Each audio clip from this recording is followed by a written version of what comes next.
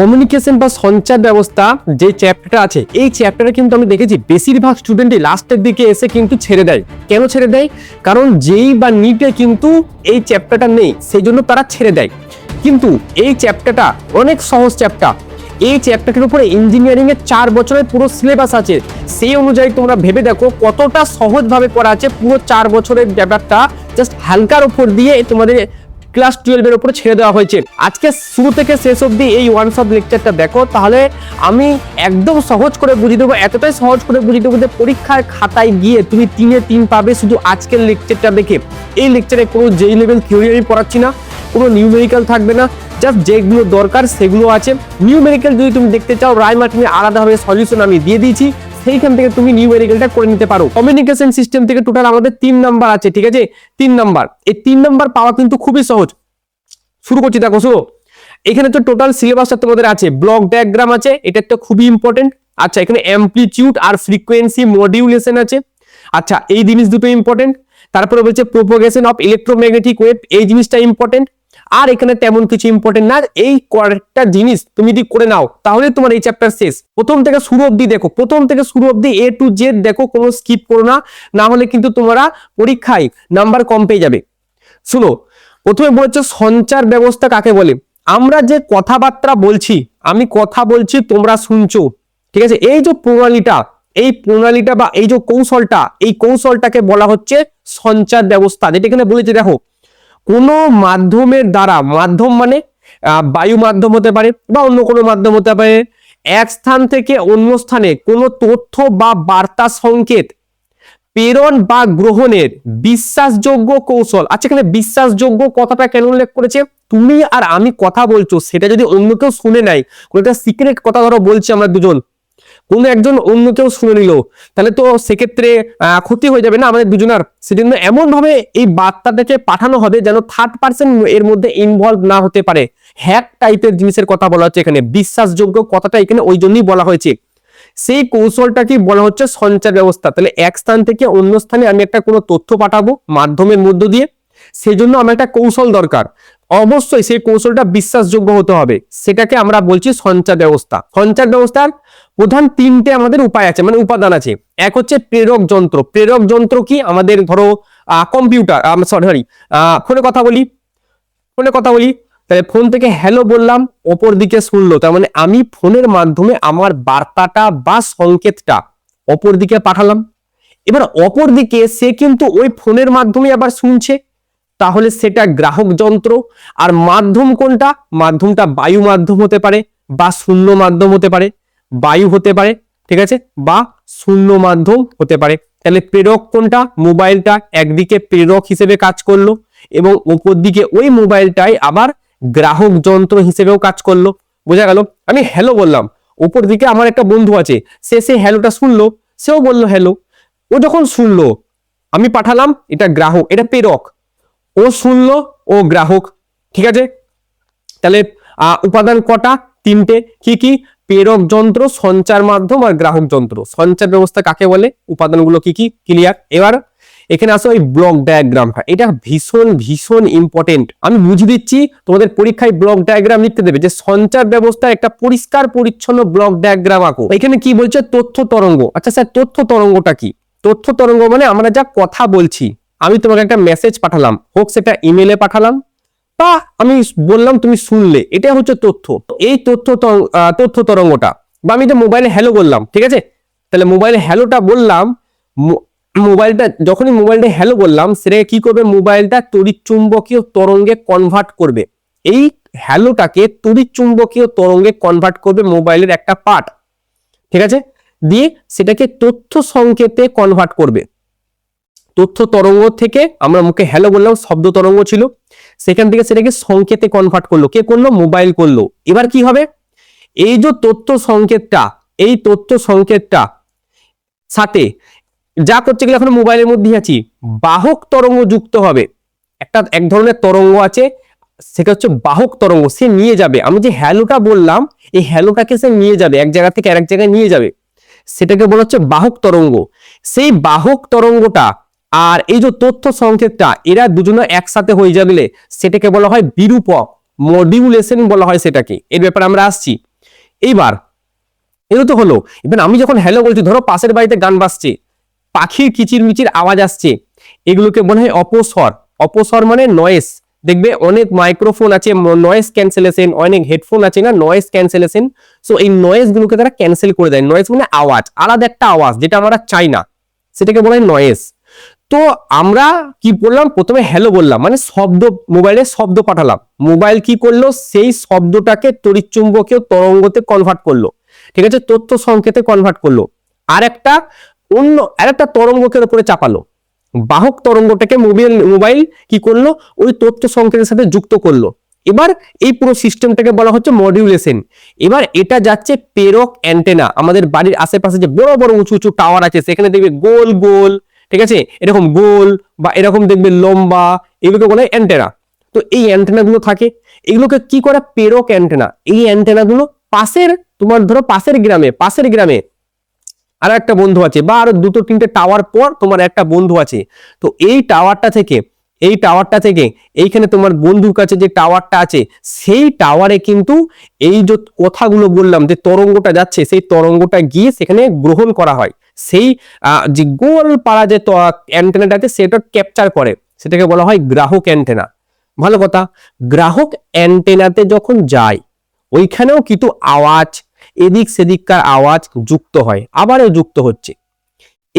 এইবার জিনিসটা এবার এসছে মোবাইলে, এবার বিমোচন হবে। বিমোচন কি, ওই যে প্রথমে আমরা আমাদের তথ্য সংকেত আর একটা বাহক তরঙ্গকে যুক্ত করলাম, এবার দুটোকে আলাদা করব, ওটাকেই বলা হচ্ছে বিমোচন। দেখো বাহক তরঙ্গ আলাদা হয়ে বেরিয়ে গেল, বাহক তরঙ্গ আলাদা, তাহলে কি পড়ে থাকলো, আমি যে হ্যালোটা বললাম সেই হ্যালোটা, এবার সেই হ্যালোটা তো তরঙ্গের আকারে আছে, তাই না, এটা কোনো তড়িৎচুম্বকীয় তরঙ্গের আকারে আছে, সেই জন্য তথ্য সংকেতটাকে তড়িৎচুম্বকীয় তরঙ্গ থেকে এবার শব্দতে কনভার্ট করবে, শব্দতে কনভার্ট করে আমরা আবার তথ্য তরঙ্গ পেয়ে যাব। তথ্য তরঙ্গ দিয়ে শুরু হয়েছে, তথ্য তরঙ্গতে শেষ হয়েছে। বুঝা গেল? কোনো জায়গায় যদি কোনো অসুবিধা থাকে আমাকে অবশ্যই বলো।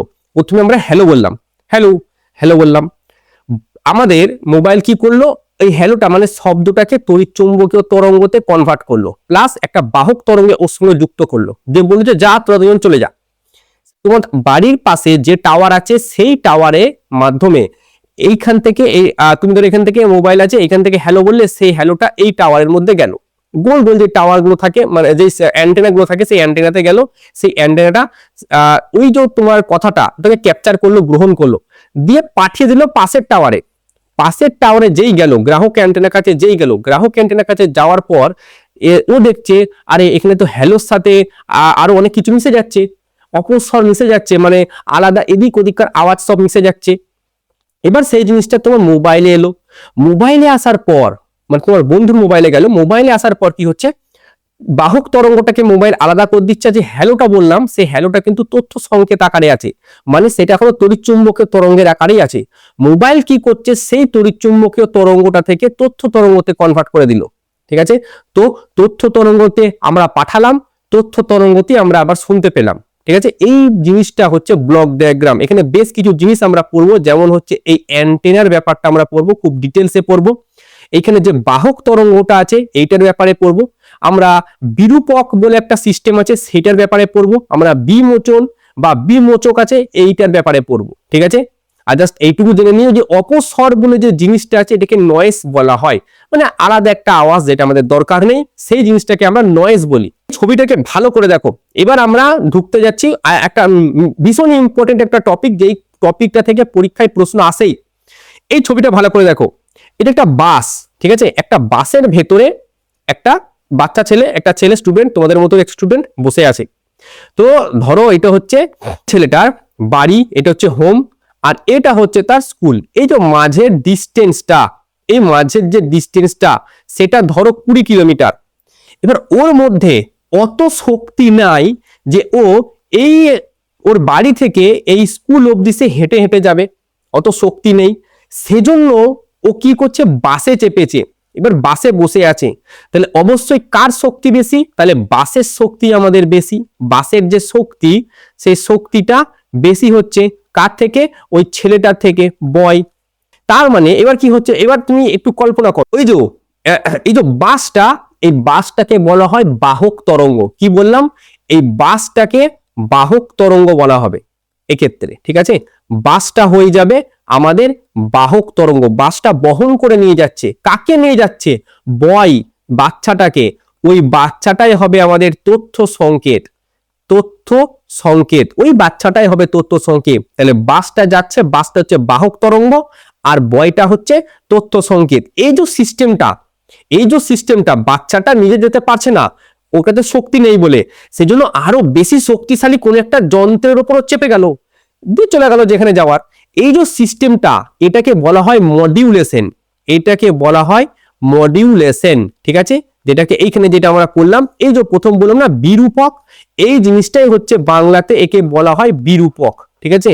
একে বাংলাতে বলা হয় বিরূপক। যে আমার শক্তি কম, ঠিক আছে, আমি বেশি শক্তি সম্পন্ন কোনো মানুষের সাহায্য নিয়ে নিলাম, তো ও বাসের সাহায্য নিয়ে নিল, তাহলে বাসটা হয়ে গেল এক্ষেত্রে বাহক।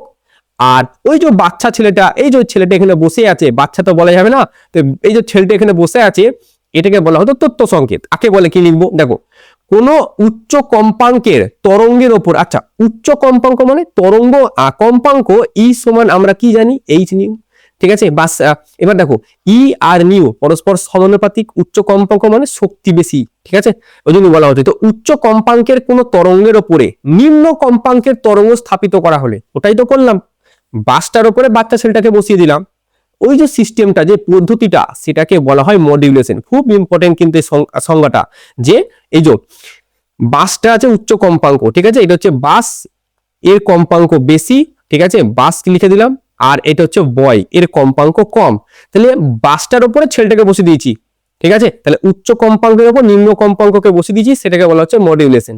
মডিউলেশন তিন প্রকারের হয়, এক হচ্ছে অ্যামপ্লিটিউড মডিউলেশন, ঠিক আছে, এটা হচ্ছে বিস্তার বিরূপক বলা হয় এটাকে।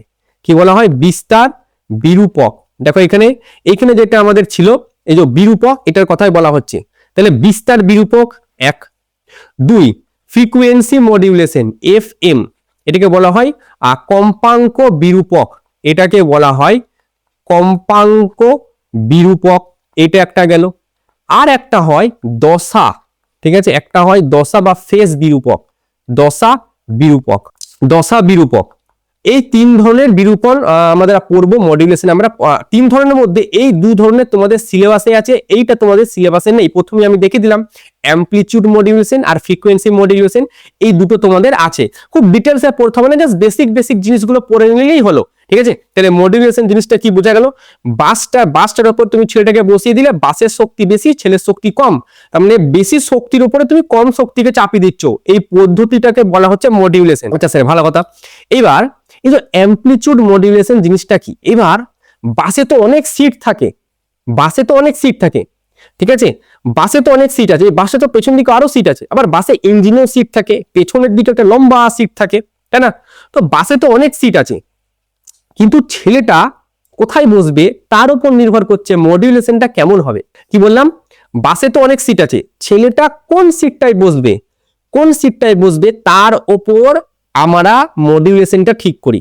যেমন একদম ইঞ্জিনের সিট আছে, সেখানে বসলে ধরো আলাদা রকমের একটা মডিউলেশন হলো, আবার মাঝে বসলে আলাদা রকমের মডিউলেশন হলো, আবার একদম সেটের শেষের যে সিট আছে সেইখানে বসলে আলাদা মডিউলেশন হবে। সেরকমই বিস্তার মডিউলেশন মানে আমরা তরঙ্গের মডিউলেশন করছি, তো তার মানে আমরা যে তরঙ্গটাকে পাঠাবো তার মধ্যে যদি বিস্তারের কোনরূপ পরিবর্তন হয়ে যায়, যদি হয়ে যায় তাহলে আমরা বলবো সেটা বিস্তার মডিউলেশন। এটাই বলেছে, জানা হচ্ছে বিস্তার এমন একটা প্রক্রিয়া যেখানে একটি উচ্চ কম্পাঙ্কের বাহক তরঙ্গের বিস্তারকে নিম্ন কম্পাঙ্কের বিস্তারের অনুযায়ী পরিবর্তন হয়। এমন একটি প্রক্রিয়া যেখানে একটি উচ্চ কম্পাঙ্কের বাহক তরঙ্গের বিস্তারকে নিম্ন কম্পাঙ্কের সংকেত বা বার্তা সংকেতের তাৎক্ষণিক বিস্তার অনুযায়ী পরিবর্তন হয়। তার মানে যেটা বাহক তরঙ্গ ছিল, মানে বাসটা, ওর যে বিস্তারটা, সেই বিস্তারটা পরিবর্তন হবে। কিরকম পরিবর্তন হবে? ছেলেটা কোথায় বসছে তার উপরে, ছেলেটার বিস্তারের উপরে। বুঝা গেল? এটা কি বলা হয় অ্যামপ্লিটিউড মডিউলেশন। মানে আমরা অ্যামপ্লিটিউডের পরিবর্তন ঘটাবো এক্ষেত্রে, ঠিক আছে। একটা তরঙ্গ আমি যদি আঁকি, এখানে একটা ধরো আমি সাইন ওয়েভ আঁকলাম, ঠিক আছে, এটা একটা সাইন ওয়েভ।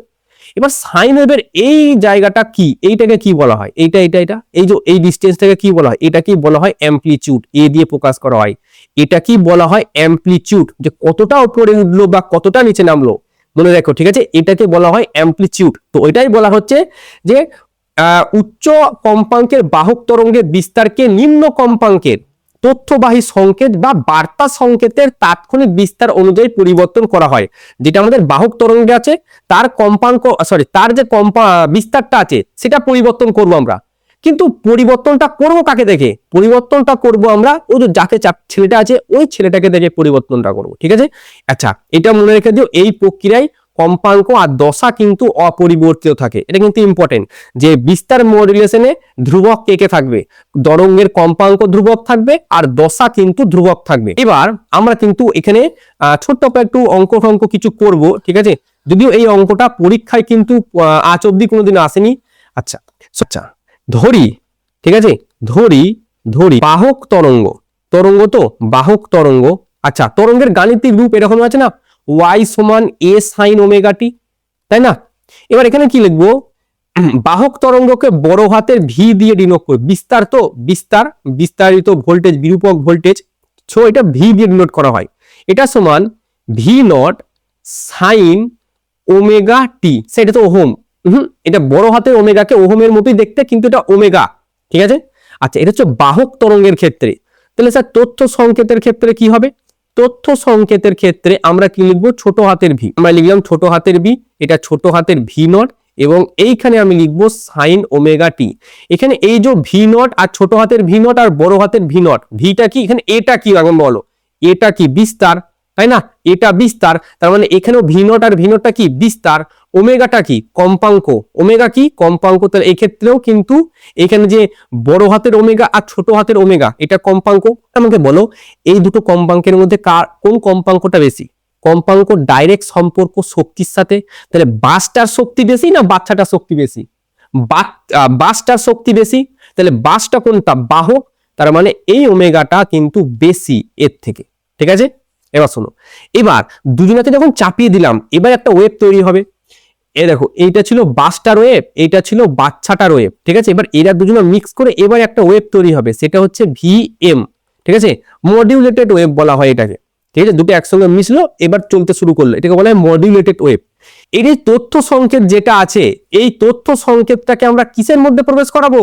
ওই যে বাহক তরঙ্গটা আছে, বাহক তরঙ্গের অ্যামপ্লিটিউডে প্রবেশ করাবো, মানে হচ্ছে বিস্তারের মধ্যে প্রবেশ করাবো। তাহলে বিস্তার কোনটা, ভি নট, তাহলে এর মধ্যে আমরা প্রবেশ করাবো, তাহলে ভি নট প্লাস একটা ধ্রুবক দিয়ে প্রবেশ করাতে হয়, ঠিক আছে, কে ভি নট, এইটাকে প্রবেশ করাচ্ছি সাইন ওমেগা টি, থার্ড ব্র্যাকেট দাও, এইটা যেমন আছে সাইন ওমেগা টি লিখে দিলাম। তাহলে এই যে ভিএম সমান, আমি যদি ভি নটটাকে বাইরে কমন নিই তাহলে কি পড়ে থাকলো, 1 প্লাস কে ভি নট, কে ছোট হাতের ভি নট বাই বড় হাতের V naught sine omega t, ঠিক আছে, সাইন ওমেগা টি, আর এইখানেও আমি লিখলাম সাইন ওমেগা টি।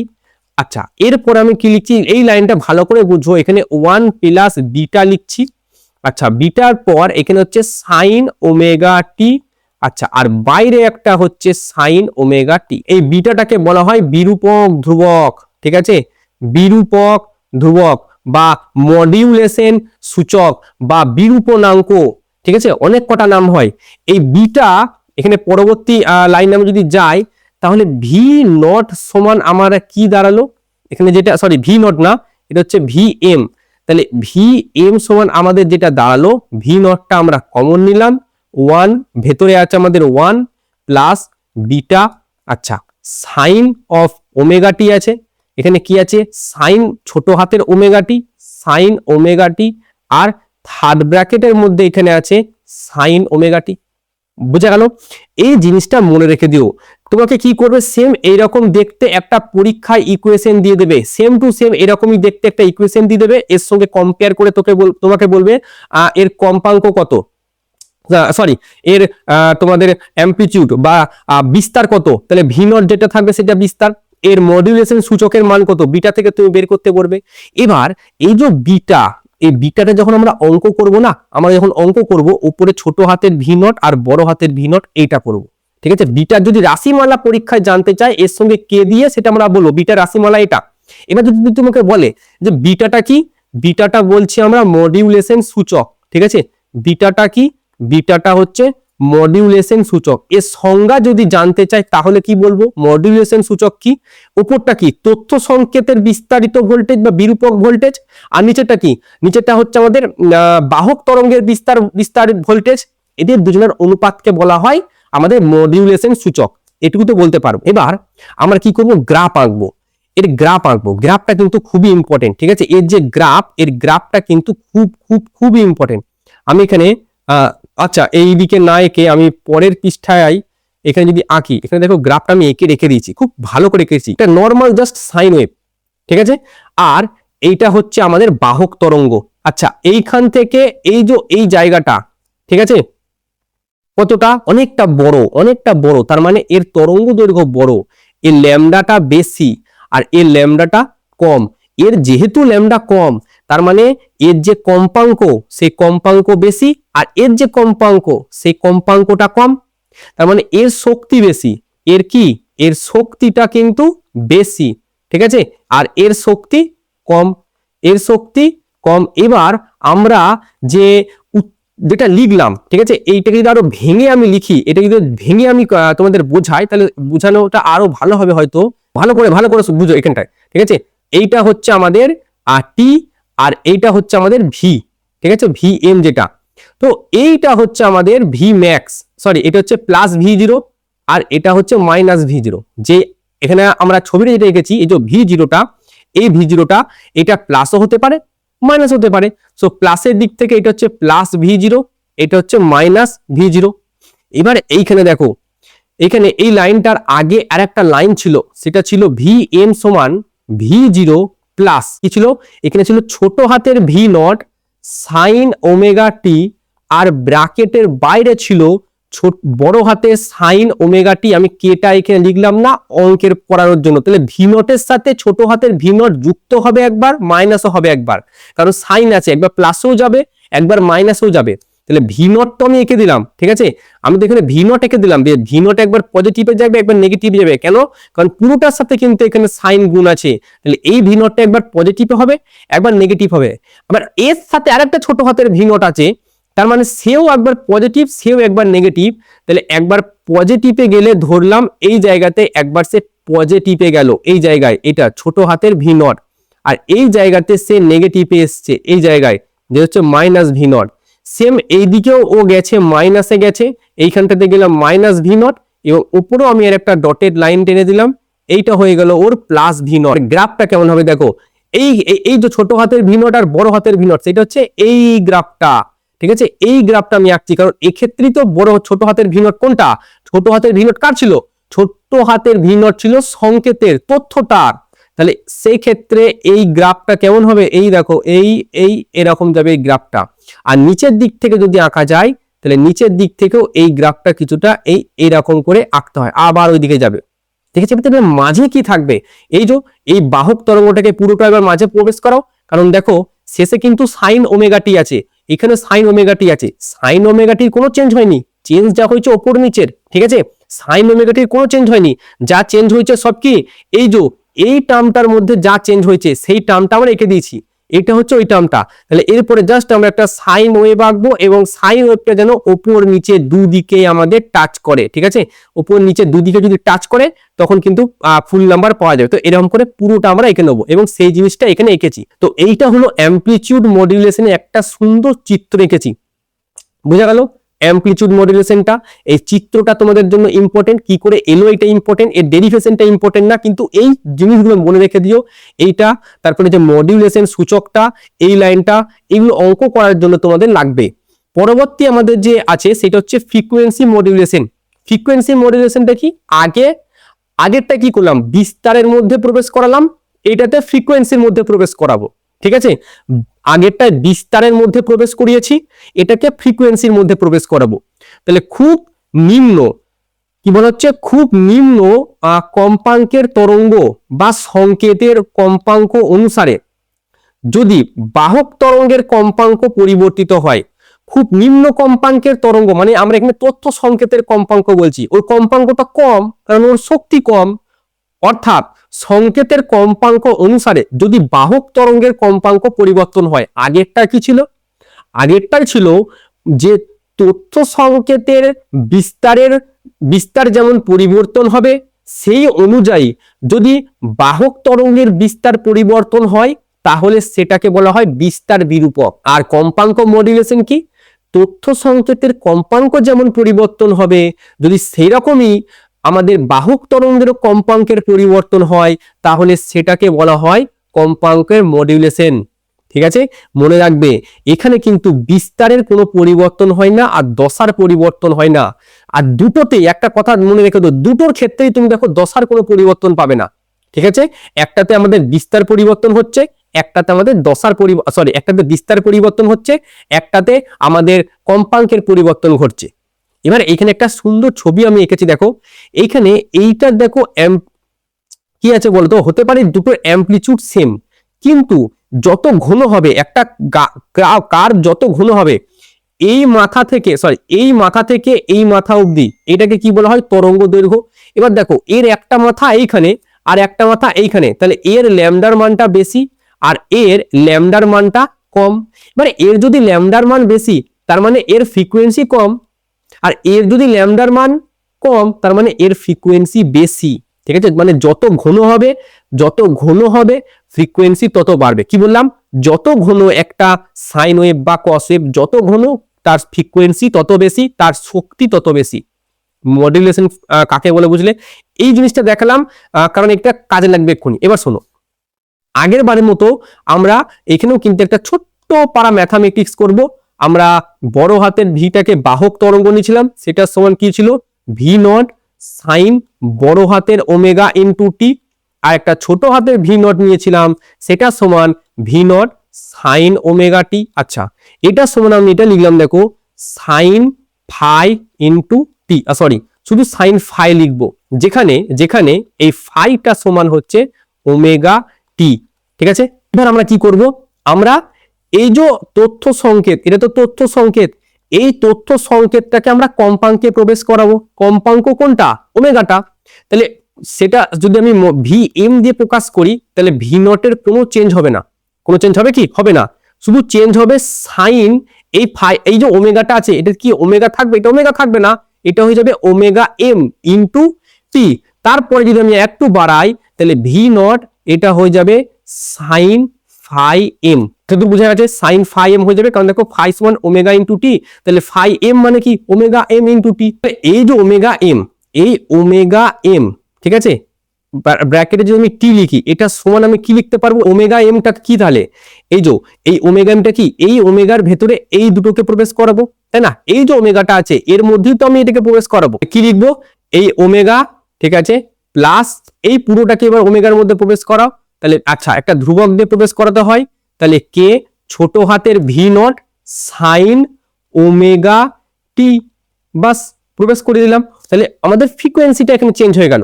এইবার যদি এরকম লিখি যে ডি ফাই এম, আমাদের আলটিমেটলি ফাই এম দরকার, ডি ফাই এম এটা সমান, ডি ফাই এম মানে এখানে এটা দেখো ফাই এম সমান কি? Omega m into t. তাহলে ডি ফাই এম যদি করি তাহলে ফাই এম ইনটু ডিটি থাকবে।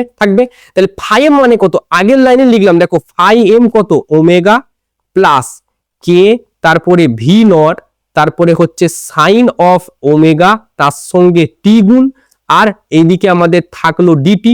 এবার একটা ইন্টিগ্রেশন করব, কারণ আমাদের দরকার ফাই এম। ঠিক আছে, ফাই এম যদি ইন্টিগ্রেশন করি তাহলে এর যদি ইন্টিগ্রেশন করি তাহলে ওমেগার সঙ্গে টি গুণ প্লাস, আচ্ছা, কে ইন্টু ভি নট। এবার সাইন এম এক্স এর ইন্টিগ্রেশন কি হবে? মাইনাস অফ কস ওমেগা টি আর ভাজিতক থাকবে ওমেগা। আর যেহেতু এটা ডেফিনাইট ইন্টিগ্রেশন না, মানে লিমিট দেওয়া নাই, সেজন্য একটা ধ্রুবক আসবে, যেই ধ্রুবকটাকে আমরা ল্যামডা বলবো। এবার এই ইন্টিগ্রেশনটা আমি এখানে বুঝিয়ে দিচ্ছি, শোনো। ইন্টিগ্রেশন, ঠিক আছে, ওমেগা প্লাস কি আছে? কে v naught sine omega t, ঠিক আছে, আর ব্র্যাকেটের বাইরে আমরা ডিটি। এবার সবকটাকে পার্টিশন করে দাও, তাহলে ইন্টিগ্রেশন ওমেগার সাথে dt plus integration k v naught ধ্রুবক, তাহলে কে ভি নট কে বাইরে বের করলাম, শুধু সাইন ওমেগা টি ডিটির ইন্টিগ্রেশন করলাম। ঠিক আছে এখানে?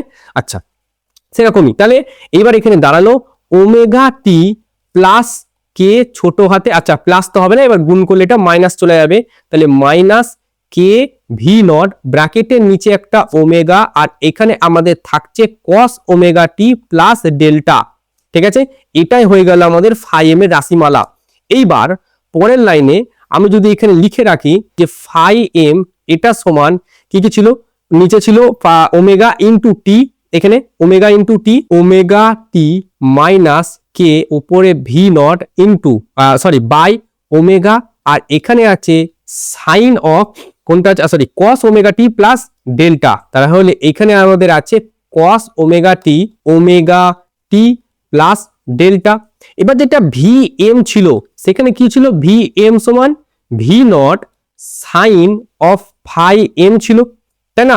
এটা তো ছিল ওই যে ভি এম সমান ভি নট, এই যে v naught sine phi m, তাহলে বসিয়ে দিবার মানগুলো, তাহলে ভি নট সাইন, এবার ফাই এম এর জায়গায় এই পুরো মানটা বসাবো যেটা হচ্ছে আমাদের ওমেগা টি মাইনাস কে ছোট হাতের ভি নট, নিচে আবার ওমেগা কস ওমেগা টি প্লাস ডেল্টা, এটা লিখলাম সমান ভি নট সাইন।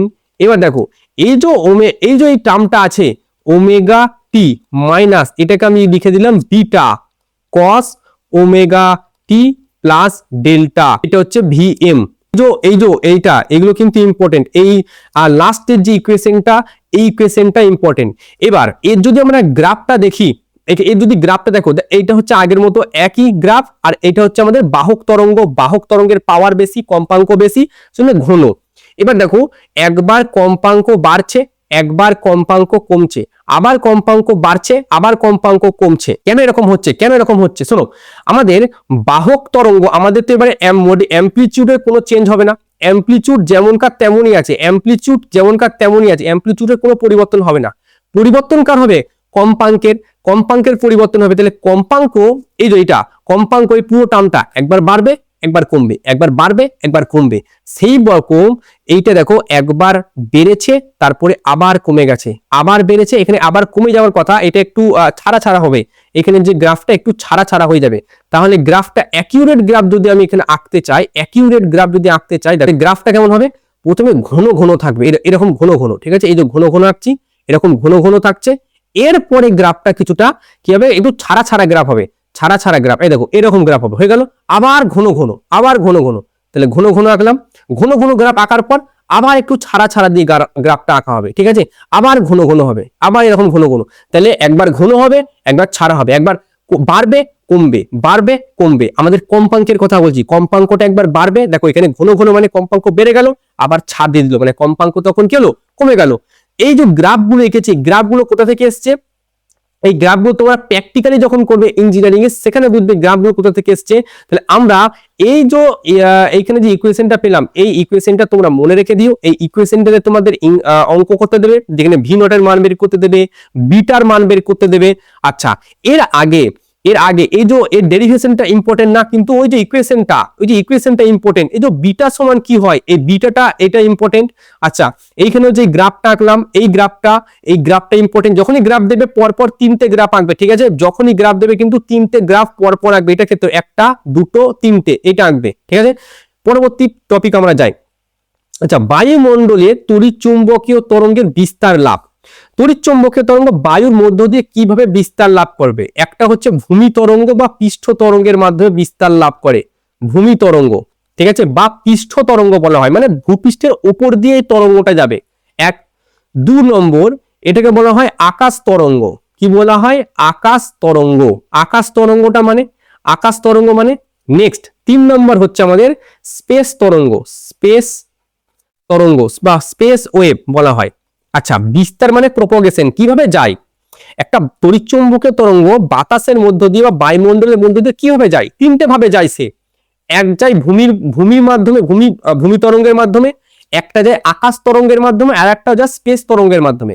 এই 3টে জিনিসকে আমরা একটু পড়বো, 3টে জিনিস কিন্তু ইম্পর্টেন্ট। শোনো, পৃষ্ঠ তরঙ্গ বা ভূমি তরঙ্গ, 2টো টাওয়ার আছে এইদিকে, এইখানে পৃথিবীর এই জায়গাতে একটা টাওয়ার আছে, আর পৃথিবীর ওই জায়গাতে একটা টাওয়ার আছে, 2টো টাওয়ার আছে, একটা টাওয়ার আর এই একটা টাওয়ার। তো এই টাওয়ার থেকে এই টাওয়ারে ভূমি তরঙ্গ যাতায়াত করছে, এখানে কোনো অসুবিধা নেই, ঠিক আছে।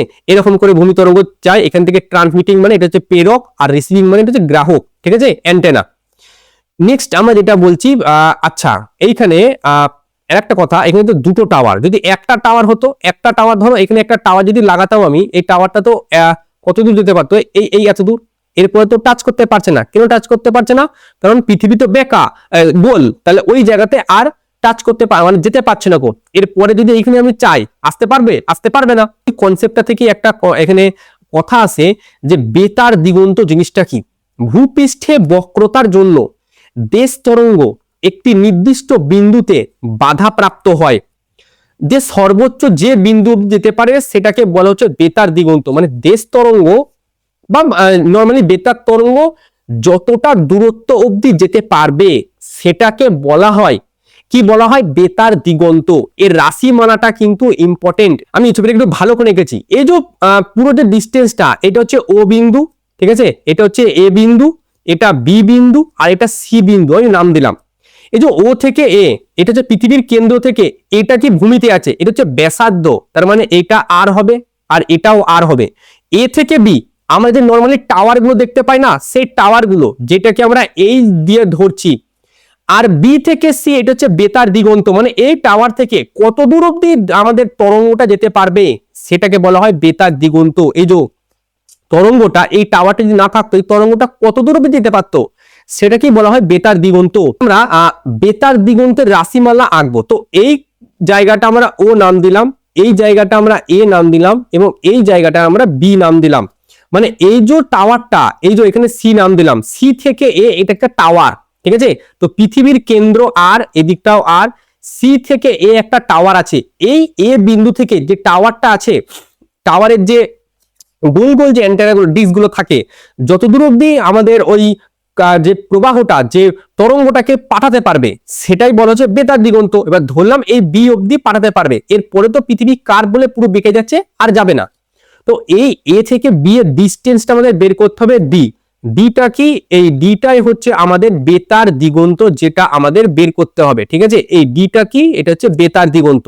এবার আমাদের খুব সাধারণ একটা ভাষায় বলো যে এ ও, এবার এই কোণটা হচ্ছে 90 ডিগ্রি, ঠিক আছে। এই কোণটা যদি 90 ডিগ্রি হয়, একটা সমবাহু ত্রিভুজ যদি হয়, সমকোণী ত্রিভুজ, তাহলে এই কোণটা যদি 90 ডিগ্রি হয়, এইটা কি হয়? অতিভুজ।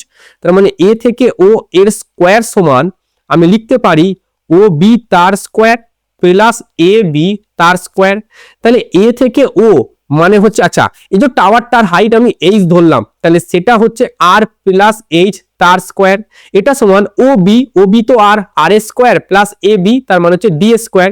তাহলে আর স্কোয়ার প্লাস এইচ তার square plus 2r into H সমান এদিকেও আর স্কোয়ার প্লাস ডি তার স্কোয়ার। আর স্কোয়ার যদি কেটে যায়, তাহলে ডি স্কোয়ার সমান কি পড়ে থাকলো? এইচ তার square plus 2r into H. এবার শোনো এখানে হচ্ছে এটা ঠিক আছে, এই আর স্কোয়ার প্লাস এইচ স্কোয়ার। এবার এই আর তো অনেক অনেক অনেক অনেক বড়, কোথায়? পৃথিবীর ব্যাসার্ধ 6400 কিলোমিটার, একটা টাওয়ার কত হয়? 150 মিটার, 200 মিটার, অনেক ছোট। সেজন্য এই টার্মসটাকে আমরা পুরো নেগলেক্ট করে দিলাম, ঠিক আছে। তাহলে ডি স্কোয়ার সমান তখন হয় 2rh, বা ডি সমান হয় √2rh। এটাই হলো আমাদের বেতার দিগন্তের রাশিমালা, ঠিক আছে। এইটা মনে রেখে দিও, এটা হচ্ছে আমাদের বেতার দিগন্তের রাশিমালা। আচ্ছা, পরবর্তী টপিক যেটা আমার আছে আকাশ তরঙ্গ। আকাশ তরঙ্গে কি হয়? এই যে অ্যান্টেনাগুলো আমাদের বাড়িতে বা টাওয়ারে যে অ্যান্টেনাগুলো থাকে, এই অ্যান্টেনাগুলো কি করে তরঙ্গটাকে পাঠায়? তরঙ্গটাকে কোথায় পাঠায়? আয়নোস্ফিয়ারে পাঠায়। আয়নোস্ফিয়ারে অনেক ভাগ আছে, ডি, ই, F1, F2 এরকম ভাগ আছে। তো সেই ভাগগুলোর মধ্যে কোন একটা ভাগে তরঙ্গটা প্রতিফলিত হয়ে গ্রাহক অ্যান্টেনার কাছে চলে আসে। তাহলে আকাশ তরঙ্গে মেনলি আয়নোস্ফিয়ারের মাধ্যমে কিন্তু এখানে বিস্তার লাভ করে, ঠিক আছে।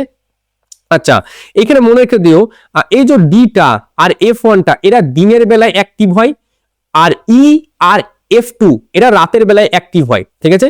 আকাশ তরঙ্গ তাহলে আমাদের আয়নোস্ফিয়ারের মাধ্যমে তরঙ্গটাকে বিস্তার করে আকাশ তরঙ্গে। আচ্ছা, আর আমাদের এটার ক্ষেত্রে জাস্ট নর্মাল ভূমি তরঙ্গ ভূপৃষ্ঠের ওপর দিয়ে যায় এবং প্লেন বরাবর যায়, পৃষ্ঠ বরাবর যায় বলে এটাকে পৃষ্ঠ তরঙ্গ বলা হয় বা ভূমি তরঙ্গ বলা হয়। ভূমির খুব কাছাকাছি থাকে। আচ্ছা, নেক্সট আমরা যেটা পড়বো সেটা হচ্ছে স্পেস তরঙ্গ। দেখো এখানে একটা আমাদের স্যাটেলাইট আছে, সরি এখানে আমাদের একটা সংকেত যে ডিস্কটা আছে যেটা টাওয়ারের উপর লাগানো থাকে, সেখান থেকে আমরা সিগন্যাল একটা পাঠালাম, সেটা স্যাটেলাইটে প্রতিফলিত হয়। স্যাটেলাইটে প্রতিফলিত হওয়ার পর অন্য পৃথিবীর এক পৃষ্ঠে, যেখানে আমাদের অন্য একটা বন্ধুকে ধরো ফোন করেছি, তাহলে সেই জায়গায় চলে যায় এবং তার আশেপাশে যে টাওয়ারগুলো লাগানো আছে তার মাধ্যমে আমরা দুজনে কথা বলতে পারি। তো স্যাটেলাইট স্পেস তরঙ্গে, তাহলে স্যাটেলাইটে কোন তরঙ্গ যদি ব্যবহার করা হয়, স্পেস তরঙ্গ ব্যবহার করা হয়, মাইক্রোওয়েভ ব্যবহার করা হয়। ঠিক আছে, পরবর্তী চ্যাপ্টারে আমরা আছি অ্যান্টেনা কাকে বলে, ভেরি ভেরি ইম্পর্টেন্ট। আগে জেনে নাও অ্যান্টেনা জিনিসটা কি। অ্যান্টেনা জিনিসটা কি আমাকে বলো। এই জিনিসটা একটা অ্যান্টেনা, ঠিক আছে, এই জিনিসটা কিন্তু একটা অ্যান্টেনা। এবার বলে এখানে যে কতগুলো ধাতু আছে বলতো, অনেক ধাতু আছে। অ্যান্টেনাকে একটা নাম বলা হয় এরিয়াল। এরা ক্ষুদ্র দৈর্ঘ্য বিশিষ্ট এক বা একাধিক পরিবাহী দ্বারা গঠিত। এখানে একটা আছে, একের বেশি আছে, একটাও থাকতে পারে, একের বেশিও থাকতে পারে। পরিবাহী, পরিবাহী মানে যে ডান্ডাগুলো যেগুলো বলছি সেগুলোকে পরিবাহীর কথা বলা হচ্ছে। তাহলে অ্যান্টেনা বা এরিয়াল হলো ক্ষুদ্র দৈর্ঘ্য বিশিষ্ট এক বা একাধিক পরিবাহী দ্বারা গঠিত বস্তু। এটা একটা বস্তু যেটা অনেকগুলো ছোট ছোট পরিবাহী দিয়ে গঠিত। এই একটা পরিবাহী, এই একটা পরিবাহী, এরকম অসংখ্য ছোট ছোট ক্ষুদ্র আমাদের পরিবাহী দ্বারা গঠিত। এরা কি কাজ করে? এরা তড়িৎচুম্বকীয় তরঙ্গকে নেয়, মানে গ্রহণ করে আবার বিকিরণও করে, মানে গ্রহণও করে আবার বিকিরণও করে। ঠিক আছে, তাহলে তড়িৎচুম্বকীয় তরঙ্গের বিকিরণও করে আবার গ্রহণও করে, এদেরকে বলা হয় অ্যান্টেনা। এই অ্যান্টেনা দু প্রকারের হয়, মেনলি অ্যান্টেনা দু প্রকারের হয়, একটা হচ্ছে প্রেরক অ্যান্টেনা, একটা হচ্ছে গ্রাহক অ্যান্টেনা। তাছাড়া অ্যান্টেনার মুখ্য প্রকারভেদ, যদি পরীক্ষায় বলে অ্যান্টেনার প্রকারভেদ, এই দুটোই লিখবে। ঠিক আছে, মুখ্য প্রকারভেদ মানে দ্বিমেরু অ্যান্টেনা আর একটা ডিশ অ্যান্টেনা, এইটাকে বলা হয় দ্বিমেরু অ্যান্টেনা, আর এইটাকে বলা হয় ডিশ অ্যান্টেনা, যেটা আমাদের প্রায় সবারই বাড়িতে এখন আছে। ঠিক আছে, এবার এর এর বৈশিষ্ট্য কি আর এর বৈশিষ্ট্য কি? এই রকম অ্যান্টেনা আগেকার যুগে ছিল। এই অ্যান্টেনাগুলো দেখো চারিদিক থেকে বার্তাটা পাঠাতে, মানে সংকেতটাকে পাঠাতে পারবে। এই দিকেও দেখো পাঠাতে পারবে, এই দিকেও পাঠাতে পারবে, সব দিকে পাঠাতে পারবে, বা সব দিক থেকে আবার গ্রহণও করতে পারবে। কিন্তু ডিশ অ্যান্টেনা যেদিকে মুখ করা থাকে শুধু সেদিকে গ্রহণ বা গ্রহণও করতে পারবে বা সেটাকে বিকিরণ করতে পারে। ডিশ অ্যান্টেনা যেগুলো হয় সেগুলো একদিকে কাজ করে, আর দ্বিমেরু অ্যান্টেনা সব দিকে। এবার মনে রেখো দিও, দ্বিমেরু অ্যান্টেনার যে দৈর্ঘ্য সেটা হয় λ/2, আর ডিশ অ্যান্টেনার দৈর্ঘ্য হয় λ/4। এটা সূত্র কিন্তু, ঠিক আছে, এটা সূত্র আমি বলে দিলাম, এটা সূত্র কিন্তু। এই ল্যামডাটা কোথা থেকে পাবে? এই যে সি সমান এল ল্যামডা, এইখান থেকে এই ল্যামডাটা বলে দেবে। আর এর উপর আমরা অঙ্ক করেছি, ডাইমার্টিন অঙ্ক আছে, এর উপর অঙ্ক করেছি যে এর একজন দ্বিমেরু অ্যান্টেনা ন্যূনতম দৈর্ঘ্য হয় λ/2, আর দ্বিমেরু অ্যান্টেনা পরীক্ষার আমার কোশ্চেনে লিখেই দেয়নি, শুধু জাস্ট অ্যান্টেনা চাইছে, তাহলে λ/4। ঠিক আছে, আচ্ছা এরপরে জাস্ট নোট করে নাও কিছু খুবই গুরুত্বপূর্ণ কিছু কনসেপ্ট, কাকে বলে, যেমন হচ্ছে ট্রান্সডিউসার, যে যন্ত্র বা উপকরণ শক্তিকে একরূপ থেকে অনুরূপে, এই যে আমি ফোনে কথা বললাম হ্যালো, কি ছিল? শব্দ তরঙ্গ, সেটা কনভার্ট কিসে হলো? তড়িৎ চুম্বকীয় তরঙ্গ। কিসের মাধ্যমে? কে করলো এই কাজটা? কে করলো এই কাজটা? করে ট্রান্সডিউসার, এই কাজটা করে ট্রান্সডিউসার। আমি যে হ্যালো বললাম, প্রথমে আমি যখন বললাম হ্যালো, সেটা তড়িৎ চুম্বক, এই যে ব্লক ডায়াগ্রামে যে ছবিটা আঁকলাম, আমরা যে ট্রান্সডিউসারটা মানে আমাদের ওই যে ব্লক ডায়াগ্রামের প্রথম দুটো যে টপিক ছিল, এই যে প্রথম দুটো টপিক ছিল, আমি আবার একবার ব্লক ডায়াগ্রামটা যাই, এইখানে যে ব্লক ডায়াগ্রামটা এঁকেছি দেখো, এই যে তথ্য তরঙ্গকে তড়িৎ চুম্বকীয় তরঙ্গে রূপান্তর কে করলো? এটাই তো ট্রান্সডিউসার করে। ঠিক আছে, এই কাজটাই আমাদের ট্রান্সডিউসার এই কাজটা করে। বুঝা গেল? নেক্সট, ডিমোডিউলেশন। ছেলেটাকে তো বাসের উপর চাপিয়ে দিলাম, ভালো কথা, বাস থেকে তো নামাতে হবে। বাস থেকে যখন নামাবো তখন আমরা কি করবো? ছেলেটাকে আগে নামাবো, যে বাস চলে যায়। ওই ঘটনাটাকে, ওই কৌশলটাকে বলা হয় ডিমোডিউলেশন। ছেলেটাকে নামিয়ে দিলাম, ছেলেটা কি ছিল? তথ্য সংকেত, তাহলে তথ্য সংকেতটাকে নামিয়ে দিলাম। তথ্য সংকেত আর বাহক তরঙ্গ দুটোকে আলাদা করে দেওয়া, এর যে কৌশলটা, সেটা কি বলা হয়? ডিমোডুলেশন। দেখো কি লেখা আছে, বলছে বিস্তার বিরূপিত বা কম্পাঙ্ক বিরূপিত বাহক তরঙ্গ থেকে বার্তা সংকেত পৃথক করে পুনরুদ্ধার করার প্রক্রিয়াকে বলা হয় বিমোচন বা ডিমোডুলেশন। ঠিক আছে, আমরা বিস্তার মানে অ্যামপ্লিটিউড মডিউলেশন যে ওয়েভটা বা ফ্রিকোয়েন্সি মডুলেটেড যে ওয়েভটা, এই ওয়েভটা থেকে আমরা বাহক তরঙ্গ, ক্যারিয়ার ওয়েভ বলা হয়, বাহক তরঙ্গকে ইংলিশে ক্যারিয়ার ওয়েভ বলা হয়, ওটাকে আলাদা করে দেওয়া জাস্ট, আর কিছুই না। ছেলেটাকে বাস থেকে নামিয়ে দিলাম, যে ঘটনাটা ঘটলো সেটাকে ডিমোডুলেশন বলে। অ্যাটেনিউশন কাকে বলে? এই যে এইখান থেকে একটা ছবি আঁকলাম একটু আগেই, এই যে কোথায় গেল, এই যে এইখান থেকে এই ডিস্টেন্সটা ধরো কত হবে, 2000 কিলোমিটার, ধরো 2000 কিলোমিটার। এখান থেকে যদি কোনো সিগন্যালকে পাঠায়, সিগন্যালটা এখানে যাবে, এবার যেতে যেতে বায়ুর মধ্য দিয়ে যাবে। তো বায়ুর মধ্যে কি হবে, বায়ুর মধ্যে তো আরো এদিক সেদিককার সব আওয়াজ টাওয়াজ সবই তো বায়ুতেই আছে। কেউ জোরে সাউন্ডে গান শুনছে, কারোর বিয়ে হচ্ছে আর হচ্ছে, সবকিছু তো বায়ুতেই আছে। আর তুমিও সেই বায়ুর মধ্য দিয়ে এখন তোমার যে কথাটা হাইটাকে, হাই হ্যালো, এই কথাটাকে বন্ধুর মধ্যে পাঠাতে চাইছো, তখন ওদের মধ্যে সংঘর্ষ হয়। সংঘর্ষের ফলে কি হয়, শক্তি কমে যায়। তুমি যে হাই বলেছো তার শক্তিটা কিছুটা কমে যায়। সেই শক্তিটা যে কমে যায় এটাকেই বলা হয় অ্যাটেনিউশন। ঠিক আছে, এটাকেই বলা হচ্ছে আসলে অ্যাটেনিউশন। ওটা এখানে বলা হচ্ছে যে কোনো যোগাযোগ চ্যানেল বা মাধ্যমের মধ্য দিয়ে যাওয়ার সময় কোনো তাড়িতিক সিগন্যাল বা কোনো তরঙ্গের যে শক্তি বা ক্ষমতা ব্যয় হয়, কোনো বার্তার যে শক্তি বা তরঙ্গের, কোনো বার্তার তরঙ্গ অবশ্যই, তার মধ্যে যে শক্তির হ্রাস হয় সেটাকে বলা হয় অ্যাটেনিউশন। প্রত্যেকটা কারণ, প্রত্যেকটা কাকে বলে, খুবই ইম্পর্টেন্ট। ঠিক আছে, ট্রান্সডিউসার, একটা শক্তিকে অন্য শক্তিতে কনভার্ট করা হচ্ছে। ডিমodulation, বাচ্চাটাকে আমরা বাস থেকে নামিয়ে দিচ্ছি, এই যে কৌশলটাকে, সেটাকে ডিমodulation বলা হচ্ছে। অ্যাটেনিউশন কাকে বলে না, শক্তির যে ক্ষয় হচ্ছে সেটাকে বলা হচ্ছে অ্যাটেনিউশন। এরপরে আমরা আসি প্রতিবেদ। আমি হ্যালো আস্তে করে কথা বললাম, হ্যালো জোরে কথা বললাম, তাহলে আমি আস্তে কথা বললাম আর জোরে কথা বললাম, এটা হচ্ছে আস্তে আর এটা হচ্ছে জোরে। এই যে আস্তে যখন কথা বললাম তখন ধরো আমার ফ্রিকোয়েন্সি ছিল 2 কিলোহার্টজ, আর যখন জোরে কথা বললাম আমার ফ্রিকোয়েন্সি ছিল 30 কিলোহার্টজ। এই যে এদের মধ্যে যে ব্যবধানটা দেখতে পাচ্ছ, এই ব্যবধানটাকে বলা হয় প্রতিবেদ বা প্রতিপ্রস্থ, ব্যান্ডউইথ। এখানে সেটাই বলছে, কোন সংকেতের কম্পাঙ্ক বর্ণালীর প্রস্থকে প্রতিপ্রস্থ বলে। এই যে প্রতিপ্রস্থ, ব্যান্ডউইথ মানে কি, বর্ণালীর সর্বোচ্চ কম্পাঙ্ক আর সর্বনিম্ন কম্পাঙ্কের মধ্যে যে ডিফারেন্স সেটাকে বলা হয় ব্যান্ডউইথ। কাকে বলে এটা একটু মনে রেখে দিও, যে কোন সংকেতের কম্পাঙ্ক বর্ণালী প্রস্থকে, কম্পাঙ্কের বর্ণালী এর মধ্যে সব আমি যা কথা বলছি সব 2 কিলোহার্টজ থেকে 30 কিলোহার্টজের মধ্যেই আছে। ঠিক আছে, এর যে প্রস্থটা এটা কি বলা হয় প্রতিপ্রস্থ, এবং একে আমরা BW দিয়ে প্রকাশ করি, দুটোই বড় হাতের হয়। ফুল ফর্ম হচ্ছে ব্যান্ডউইথ। এবং ব্যান্ডউইথ যদি মাপা হয় কি দিয়ে মাপা হবে, ব্যান্ডউইথ মাপার যে সূত্র সেটা হচ্ছে সর্বোচ্চ কম্পাঙ্ক থেকে সর্বনিম্ন কম্পাঙ্ককে আমরা বিয়োগ দিয়ে দিই, তাহলে আমরা বেরিয়ে যাই। এইখানে আমি এতক্ষণ যা কিছু পড়ালাম, যা কিছু, সেখান থেকে যত কোশ্চেন আজ অবধি তোমাদের এইচএসে এসছে সব কিছু এইখানে আমি করে দিয়েছি। এবার তোমাদের এটা বাড়ির কাজ, এই পুরো লেকচারটা দেখে এই সব কটার উত্তর তোমরা বই খুলবে, আমার লেকচারটা শুনবে, দিয়ে লিখে নাও একবার, জাস্ট একবার, পরীক্ষার আগে একবার এটা করে নিও, ইনাফ। তোমাদের 3 নাম্বার পাওয়ার জন্য ইনাফ এটাই। দেখো তাহলে আমাদের ব্লক ডায়াগ্রাম আমরা করিয়ে দিলাম, অ্যামপ্লিটিউড মডুলেশন, ফ্রিকোয়েন্সি মডুলেশন এটাও করে দিলাম। ইম্পর্টেন্ট ছিল প্রোপোগেশন অফ ইলেকট্রোম্যাগনেটিক ওয়েভ, কি করে যায়, পৃষ্ঠ তরঙ্গ হয়ে যায়, একটা হচ্ছে আকাশ তরঙ্গ, একটা স্পেস ওয়েভ, এই 3টে তরঙ্গতে যায়। পৃষ্ঠ তরঙ্গতে ভূমির খুব কাছে যায়, আকাশ তরঙ্গে আমরা আয়নোস্ফিয়ার ব্যবহার করি, স্পেস তরঙ্গতে আমরা কৃত্রিম উপগ্রহকে ব্যবহার করি।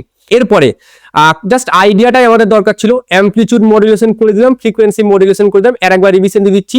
সঞ্চার ব্যবস্থা কাকে বলে এখানে করে দিলাম, জাস্ট আমি তোমাকে কথা বলছি, তুমি শুনছো, তুমি কথা বলছো, আমি শুনছি, এই যে কৌশলটা, বিশ্বাসযোগ্য কৌশলটা, এটাকে সঞ্চার ব্যবস্থা বলা হয়। সঞ্চার ব্যবস্থা 3টি উপাদান, একটা প্রেরক যন্ত্র, একটা সঞ্চার মাধ্যম, একটা গ্রাহক যন্ত্র। আমি কথা বলছি তার মানে এটা হচ্ছে প্রেরক, তুমি শুনছো ওটা গ্রাহক, আর মাধ্যম আলো যেটা মাধ্যম দিয়ে যাচ্ছে, হতে পারে পানির মধ্যে দিয়ে যাচ্ছে, হতে পারে সুন্দর মাধ্যমের মধ্যে দিয়ে যাচ্ছে, বা হতে পারে মাঝে হাওয়া আছে, বাতাস আছে, বাতাসের মধ্যে দিয়ে যাচ্ছে, সে অনুযায়ী মাধ্যম হবে। নেক্সট আমরা এখানে করলাম এই যে সঞ্চার ব্যবস্থার যে ব্লক ডায়াগ্রাম, ভীষণ ইম্পর্টেন্ট। এখানে তথ্য তরঙ্গ, আমি হ্যালো বললাম কিন্তু মোবাইল সেই হ্যালোটাকে কি করলো, ট্রান্সডিউসার মাধ্যমে কি করলো, অন্য একটা শক্তিতে কনভার্ট করে দিল, তড়িৎ চুম্বকীয়তে কনভার্ট করে দিল, তারপর বিরূপক হলো। এবার ওই যে হ্যালোটা বললাম, ওই হ্যালোটা তো একা যেতে পারছে না অনেক দূরে, সেজন্য ওকে বাসের মধ্যে চাপিয়ে দিলাম।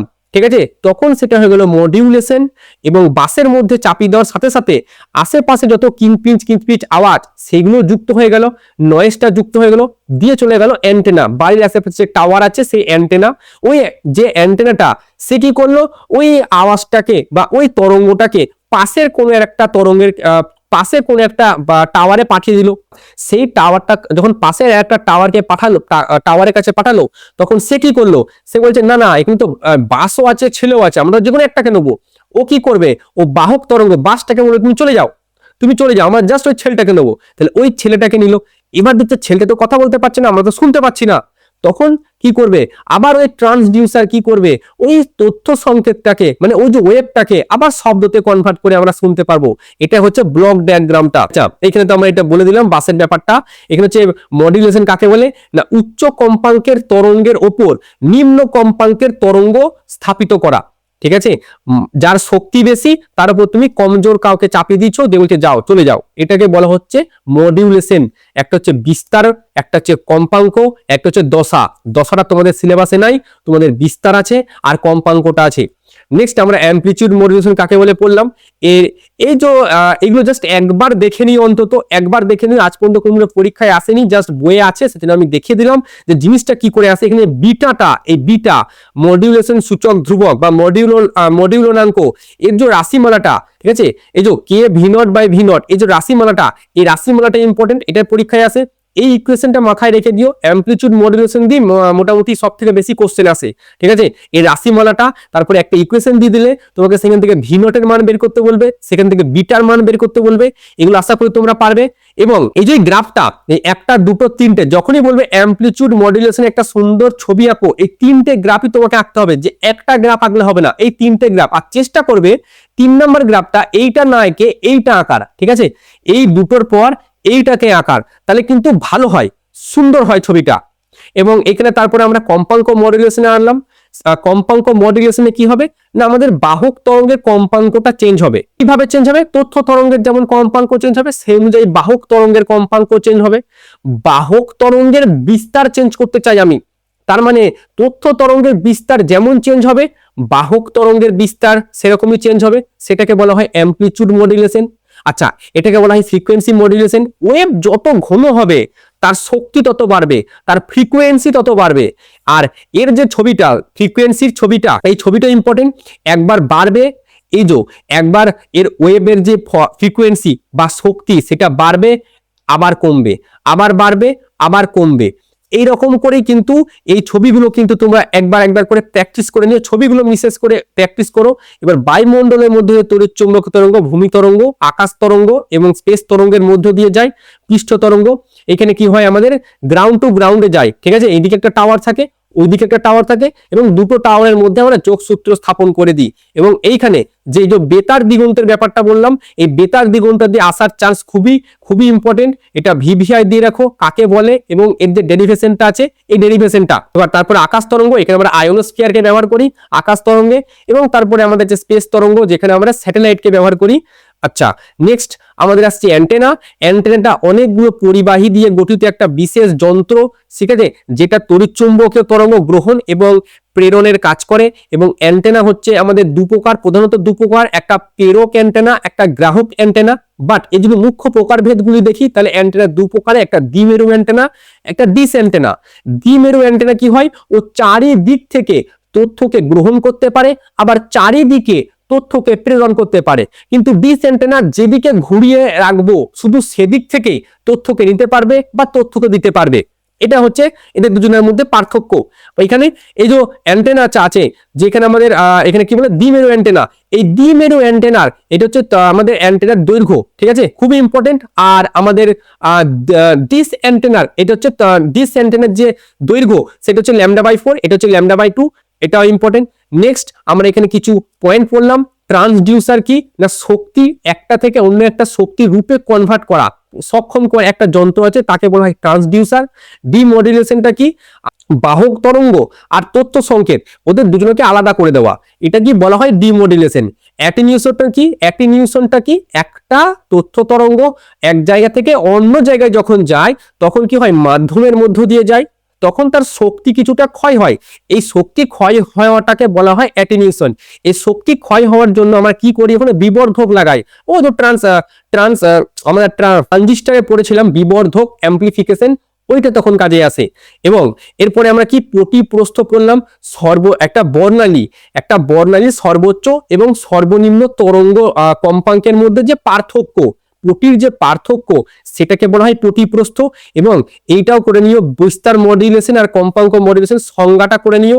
আচ্ছা, এখানে ব্যবহৃত যন্ত্রটা করে নিও আর কম্পাঙ্কের চ্যানেলটা করে নিও। এই তিনটে অন্তত দেখে নিও, যার পরীক্ষায় এলে তুমি অন্তত লিখতেটা পারো। আচ্ছা, নেক্সট আমরা কি করব, এই পুরো যে যে আমাদের ইকুয়েশন সরি পিওয়াই কিউটা আছে, ব্লক চিত্র আছে, ঠিক আছে। আচ্ছা, এখানে কি বলা হচ্ছে, এই একটা কাকে বলে আছে, এখানে চিত্রটা দেখাও। তড়িৎ চুম্বকীয় তরঙ্গ প্রবাহিত হয় কোন কোন পদ্ধতিতে, মডুলেশন কাকে বলে, ডিমডুলেশন কাকে বলে, টিভি সম্প্রচারে কত কম্পাঙ্কের তরঙ্গ ব্যবহৃত হয়, কোন তরঙ্গের সাহায্যে উপগ্রহ যোগাযোগ করা হয়। আচ্ছা, উপগ্রহ যোগাযোগ ব্যবস্থায় কোন তড়িৎ চুম্বকীয় তরঙ্গ ব্যবহার করা হয়, বিস্তার বিরূপণ অ্যামপ্লিটিউড মডুলেশন কাকে বলে, অ্যান্টেনা কাকে বলে, এখানে অ্যান্টেনা কত প্রকার কি কি সেটা দিনই, তাদের দৈর্ঘ্য কি করে মাপা হয় সেই সূত্র চাইনি। তো এগুলো সবই ইম্পর্টেন্ট। এইখানে আমাদের সঞ্চার ব্যবস্থা শেষ হলো।